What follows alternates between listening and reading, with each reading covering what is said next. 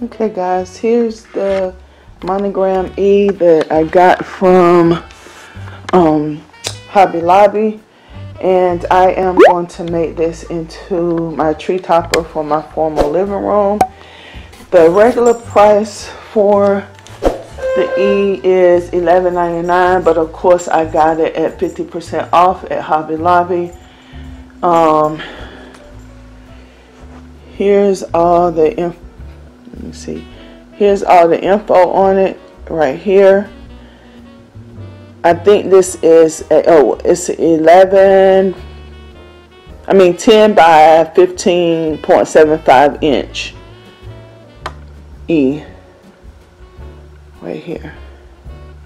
So you need one of these in your initial, of course. Some white spray paint, which I am getting ready to go spray paint it white right now, or you can spray it in whatever color that you want. Actually, I'm not spraying it in white.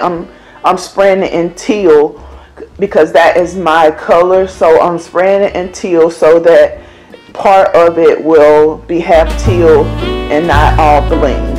So I'll be back once I finish that.